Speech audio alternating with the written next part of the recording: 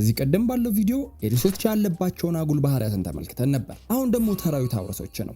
ቅናት የታውረሶች አንደኛ ባህሪ ነው። ነገር ግን ለቅናት የሚያበቃቸው አንድ ትልቅ ምክንያት አለ። ይህ ባህሪያቸው ጥሩ ቢሆንም ለሌላ አጉል ባህሪ ይዳርጋቸዋል። እነዚህና ሌሎች የታውረሶችን አሉታዊ ባህሪያትን በጥልቀት እንመለከታለን። ቪዲዮን ለመመልከት ከወሰናችሁ ላይክ በማድረግ እንድትጀምሩ ተጠይቃለሁ። ተመሳሳይ ኮከቦችን የሚመለከቱ ቪዲዮዎችን ለማግኘት የኢትዮ ዞዲያክ የዩቲዩብ ቻናልን ሰብስክራይብ በማድረግ ቤተሰብ ይሁኑ።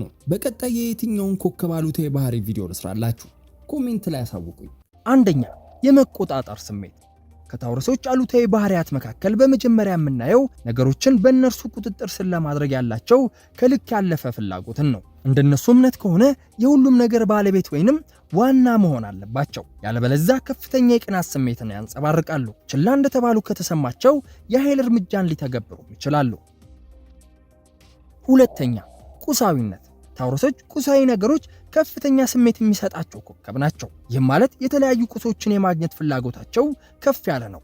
ለሀብትና ለውበት ከፍ ያለ ቦታ አላቸው። ጥራት ላላቸው ነገሮች ያላቸው ዋጋ ከፍተኛ በመሆኑ ያልተገባ መስዋዕትነትን እንዲከፍሉ ያደርጋቸዋል። እርግጥ ነው ማንም ሰው ጥራት ያላቸውን ነገሮች ይወዳል።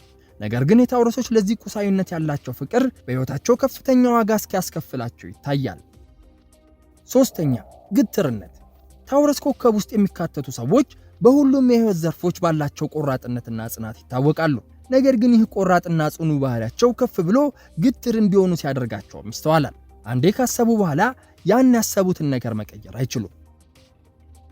አራተኛ፣ ስንፍና።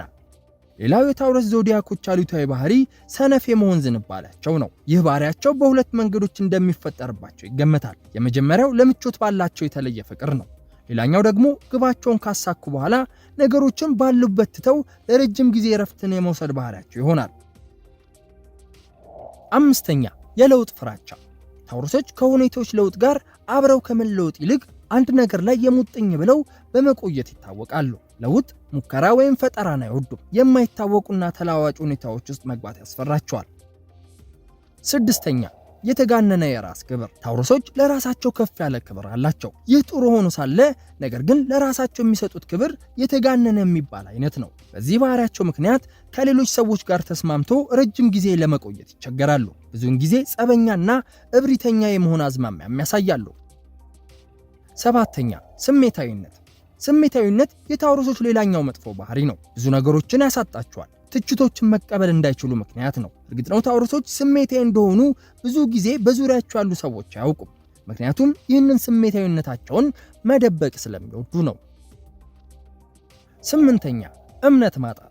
ታውረሶች ለየትኛውም አይነት ግንኙነት ከልክ ያለፈ ጥንቃቄን ያደርጋሉ። ችኩልነት የለባቸውም። በዘዴ የሚመሩ አስተዋዮችና በሚያደርጉት እያንዳንዱ ነገር ጠንቃቆች ናቸው። እነዚህ ሁሉ መልካም ቢሆኑም የታውረሶች ጥንቃቄ ግን ከልክ ያለፈ የመሆን ዕድል አለው። በአንድ ሰው ላይ እምነት ለመጣል ረጅም ጊዜን ይፈጃሉ።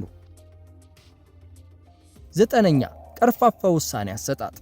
ታውረሶች ፍጥነትን አይወዱም። ረጋ ብለው መጓዝ ነው ምርጫቸው። ውሳኔዎቻቸው ብልሃት የተሞሉባቸው ናቸው። ነገር ግን ፈጣን አይደሉም።